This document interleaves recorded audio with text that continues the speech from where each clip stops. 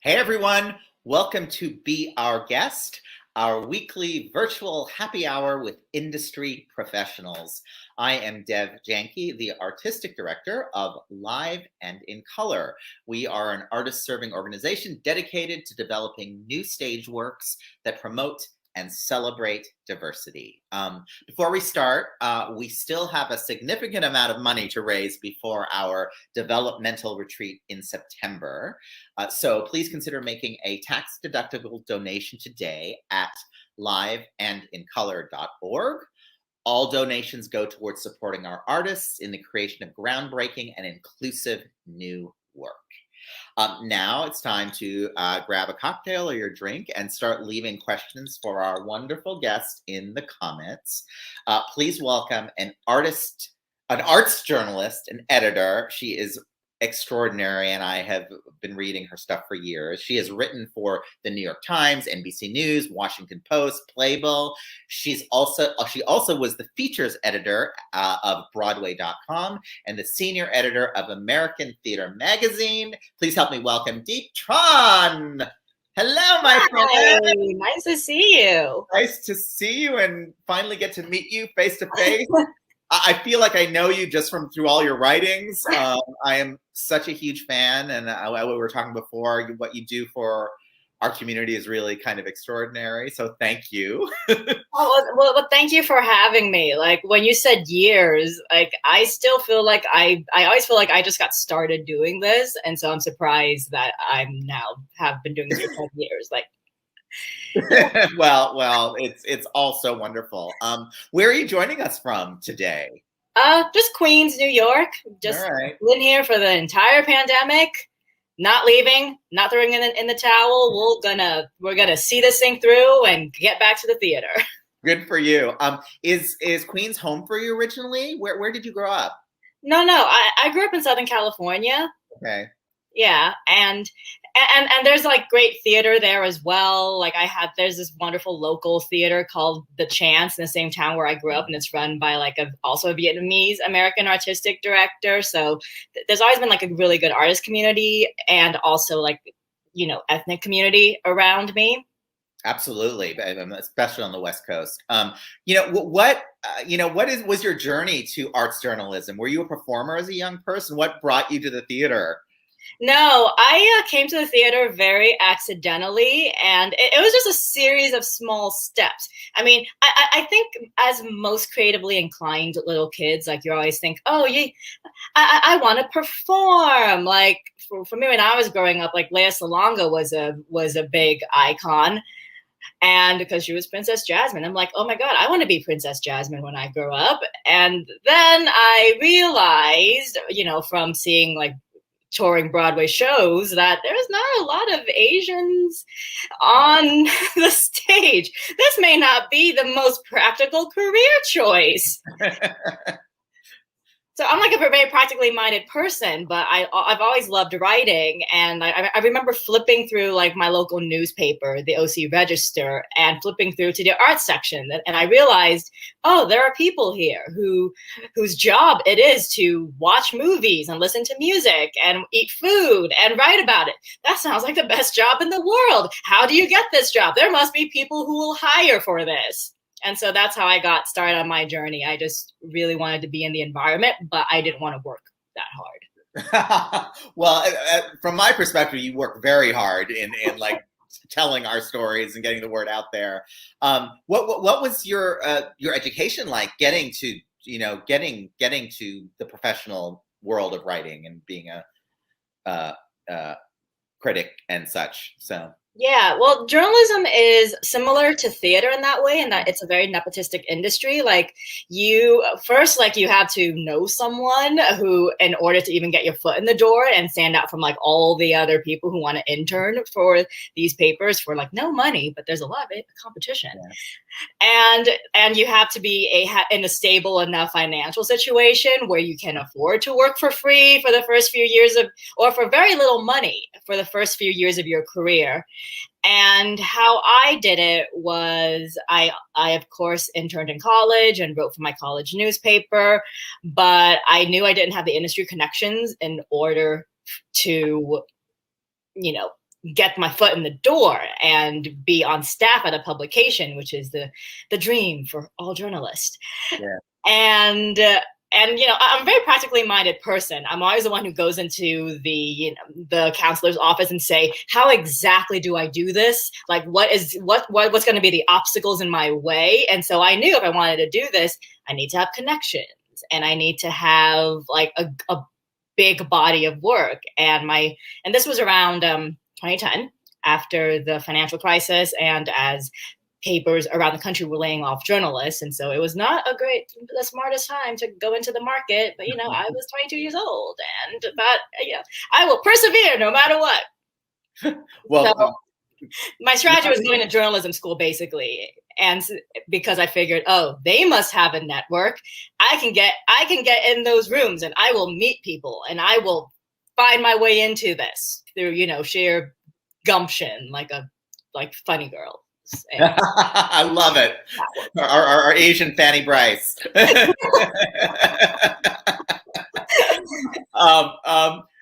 want to talk to you about how you work when you're watching, like when you watch a piece of theater, how do you break it down in order to evaluate it? Yeah, and the thing is, like, it's something. So I do a lot of things, and I have done a lot of things in my career. Like, I was an editor at American Theater Magazine, so I edit work. I worked so hard on that show. Oh my god, that was a really difficult 6 months. I edit stories. I assign writers. I find writers for pieces that might fit their voices, and I also did a fair amount of writing on my own, like interviewing people and noticing trends in the industry that needed to be, written about, and also doing a fair bit of critical writing. So I do a little bit of everything, which is really good from my brain because I am a little bit scattered and I get bored very easily. So it's nice when I don't have the energy to really put my personal voice out there to be able to like hop on a phone, talk to an artist, like get inspiration that way. And so the reviewing thing, I have to say, I know people like it when I write critically about work and critically about the industry, but it's actually my least favorite thing because, like, it's a very personal thing to put your own opinions out there for other people to judge. And I'm always afraid, okay, am I out of line? Did I say something I shouldn't have said? Like, am I educated enough to have this opinion in the first place? So, and I still feel like I'm not educated enough to evaluate a piece of theater because I've never done it. Well, I would disagree because I think you are an excellent critic. Everything I've read of yours has been really, really thoughtful and compassionate for the pieces, and really, I really think you have a very great lens for the theater that's very much needed. I know one of your biggest articles was "I am Miss Saigon and I hate it" in American Theater Magazine. Yeah. Which was an amazing bombshell for us. Can you tell us a little bit about the article and how it came to be for our viewers who don't know about it? Yeah, this was written in 2017, and that was when the revival of Miss Saigon was being planned. And as a Vietnamese person who loves theater, I am Lea Salonga. I was very aware of that musical, even though I had never seen it on stage. It was just one of those like shameful community secrets. And where you're afraid of criticizing it because, it advances a community in terms of putting actual Asian bodies on stage, but it's also a very problematic in its representation of how weak Asian women are, that we have to kill ourselves in order to get the white man to love us. And that tension to me was very interesting. And whenever I look for a story to write about, I'm always looking for, like, what's the unanswered question here? And what are the things that people are talking about, but they are afraid to say it publicly? And for this, and for Miss Saigon, it was incredibly personal to me as well, because I am a Vietnamese refugee. My father fought in the Vietnam War. And when I saw it for the first time, I had like a very rare reaction in the theater where I just felt viscerally very disgusted. Mm-hmm. And I realized I do my best writing when I have, you know, strong emotions. And I think like most artists, I think. And so I wanted to dissect that. And I wanted to dissect it from a point of view of not taking it as a third person saying, oh, this is why it doesn't work artistically or socially, but trying to write it from a very personal place of, this is why this hurt me so badly, and this is why it might have hurt other people, because that show has been protested multiple times whenever it lands in different cities. So there is a reason for that, and I was trying to explain the reasoning beyond this is a retrograde view of Asians, which I think a lot of people understand that on on a social justice level, but they don't understand like the details of it, of like what oppression can look like on a smaller level. Well, it was such an amazing article because it really clarified it and put it in perspective in such a personal way, which made it so special. I'm curious about what some of the response or fallout of that article was after, because it really shifted everyone's perception of the show. And it was a mix of perspectives, definitely. I did get reactions from people in the community that, you know, who thanked me for writing it and for giving language to like the unease that they felt around it. And that's always like the best. That's always what I try to do in my own writing. Like, I don't come at it from a viewpoint of people need to hear my opinion about these things, because my opinion is so special and so important. Like, I'm just, most of the time when I'm writing, I'm trying to clarify a question in my own head and clarify how certain things work in entertainment. And if I can help clarify, and if in clarifying it for myself, I can clarify for other people, that's like the most rewarding thing. Like, I'm kind of an educator in that way.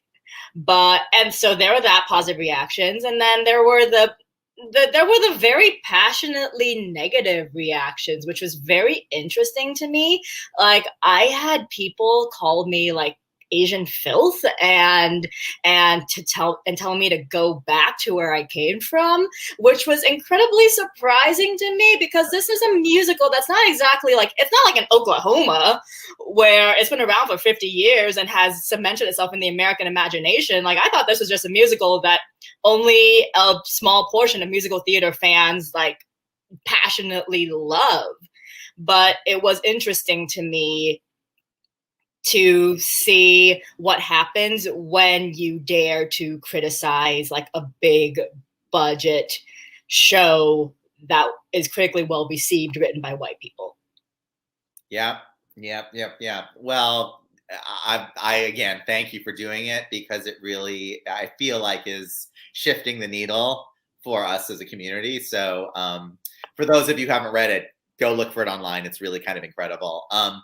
So you helped create vietfactcheck.org, a bilingual fact-checking website. Can you talk about why you decided to create it and how people can use it?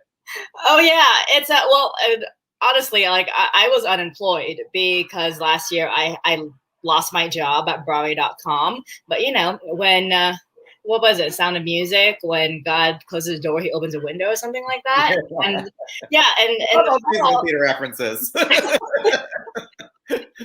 No, I'm a nerd. I've never worked in the industry. I'm just a fan. I'm just But the reason I created it, and it wasn't just me. It was me and like a team of like other Vietnamese, like liberal Vietnamese Americans across the country. Like, none of us have actually ever met in person. We just work on Slack, but it's not theater related. And what it basically does is it fact checks, you know, fake news claims that are circulating on Facebook, on YouTube, within the Vietnamese community. And, you know, within the community itself, like, there's very few resources to educate people on, current public policy, on healthcare guidelines. Like most of it, like most of it is a little bit more conservative leaning, and we're very clear that we are liberal progressives, and we don't, and it's like in any other community of it's very old school immigrant. So most people just get their news based on what their friends and family are reading and what their friends and family have sent over to them. And so we wanted to provide a resource where, children of Vietnamese immigrants perhaps can read something in English and then share it with their parents who speak Vietnamese and actually have some kind of a conversation about it, because there is also a language barrier that prevents these two generations from speaking honestly about current social issues. And it's not theater related, but at the same time, it's similar in that it's community focused. Like during the pandemic, like I was feeling so powerless about like the state of the world, and what do you do about the plague, and what do you do about the presidential election? Mm-hmm. And so this was my own way of trying to make some kind of impact on a small scale with my own personal community, especially at a time when the theater community, was it was on pause, and so there was very little I could do in theater at the time. So I was actually very grateful to be able to shift my focus back onto my own community, who, I hadn't been in close touch with since I moved to New York. Well, it's really extraordinary. But now it looks like theater is coming back. Fingers crossed. What do you think the future of theater looks like at this moment in time? Damn, that's the big question. Right? That's the big question. Oh my God. I think that it's complicated, but because I think what happens from this moment on will need to be propelled by playwrights, by actors, by assistants, by like people who like work directly on the ground and who don't have decision-making power, but they have the power of numbers, and they have the power to come together and advocate for the kind of the kind of environment they want to work in. Because what's been really interesting to me as I've been monitoring the entertainment industry is just the amount of people who have previously been afraid to talk about like unsafe working conditions, the fact that 10 out of 12s are kind of terrible, taxing, unhealthy. For our viewers who don't know what 10 out of 12s are, they're just very, very long days that happen during tech where you basically work for 12 hours. So yeah, the actors work for 12 hours, and including breaks, of course, and the designers work for 14. Yeah. and maybe like and people have also been talking about like how the 8-show work week is also really unhealthy and can lead to a lot of burnout. So I think it's been really amazing to see like all of these little things that used to be behind the curtain or whispered about, like they are being talked about publicly. And I wrote this story for Backstage about how, for example, like the actors in the Broadway company of Diana, the musical, like they unionized together to advocate for like, mental health counseling and for a way to report, infractions or like racist incidents or incidents that make people uncomfortable, like Backstage. And I think that's what it's going to take for these changes to be sustained. Unfortunately, it's kind of like democracy. Like when you ignore the policy, with the things that policymakers are doing, then it gives them leeway to basically do things in the dark that will affect you, but you have no say in. And so I think a lot of people are realizing they need to have like a more active involvement in the creation of a show beyond, showing up for work and doing the things that the producing team is telling them to do. And it's also really great to see a lot of producers of color and who are actually putting money behind productions. And I think that's also what's going to change the industry. It's not so much the former white gatekeepers. It's going to be like people like us getting into positions of power and filling their teams with like-minded people. That will lead to more sustained change beyond just one diverse season and then going back to like an all-white season. Well, speaking of people who are like sort of on our team or thinking ahead, are there any particular theater makers you think we should be looking out for now that are sort of on your radar that you really think are making a difference? Oh wow, that's a oh my god, so much. The thing is, like, I'm in this industry. It's like I always hate this question because I gotta like give names at the top of my head, and I'm just like, there's so many people. I can't. Oh god. Well, I have to say there are so many of us out there, sort of who, as you said, are sort of on the ground doing the work, and you're so right that I think that really is where the change is going to happen, and hopefully, I sort of feel we're responsible for making sure it keeps changing. Do you know what I mean? As you said, it'll be much easier to just going back to the way things were, which I see a little bit of already. So keeping the pedal to the metal, and Yeah, exactly. It's like people the powers that be will want the pendulum to swing back to their version of normal, but it is our jobs to like continue to pull them in the direction that we want them to go in. Like we can't. It's like if there's anything that we've taken away from 2020, it's like we can't just be passive observers to what's happening. How do you think the industry can continue to create opportunities for BIPOC artists? What are some of the things do you think people can do? Oh my God, it's so simple. Like hire people of color and give them a living wage. It's a very basic thing, but apparently it's so hard to do. Like it's like how like the new and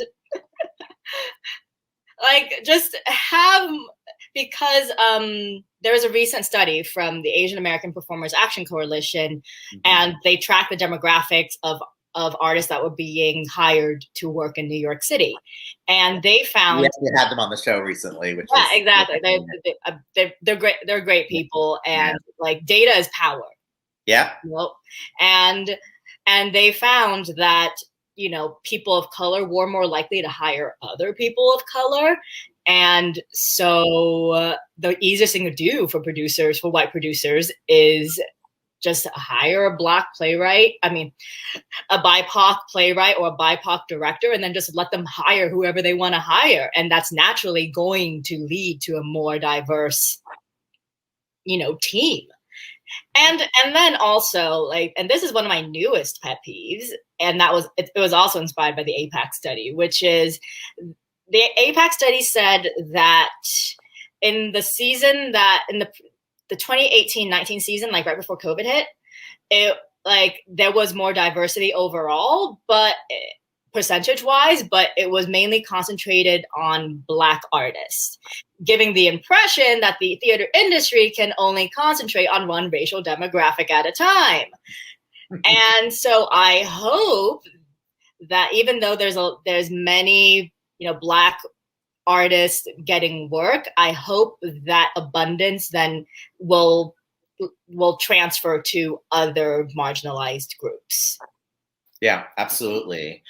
Well, that's our mission at Live and in Color is to try and connect diverse communities to create new stage works. We always ask this of our guests, but what does having a diverse working environment mean to you? Well, it means having an environment of people who came from different backgrounds, whether it's, racially, ethnically, gender, or disability, or class even, because I don't ever want to be in it's very unproductive to be in a room where everyone is coming from the same focal viewpoint.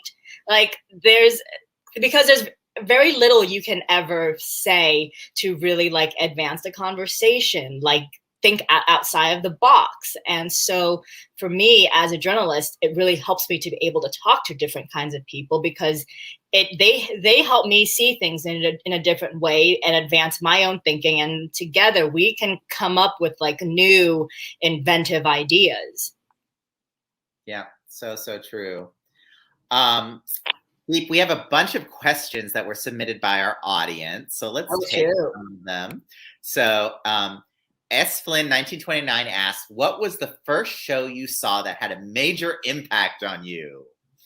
Okay. Oh God. Okay. I know it's problematic, but like I'll always have a soft spot for Phantom of the Opera. I love it. Because like I think it literally led me to Sondheim, which then led me to like Susan Laurie Parks and all of like the experimental playwrights that I now love. And the reason they all connect in my mind is because Phantom of the Opera is like this really kind of dark tale about obsession and rape, but it also has like spectacle and beautiful songs and a large bombastic score. So I always enjoy the tension of like really dark subject material, but in a beautiful casing. I love it.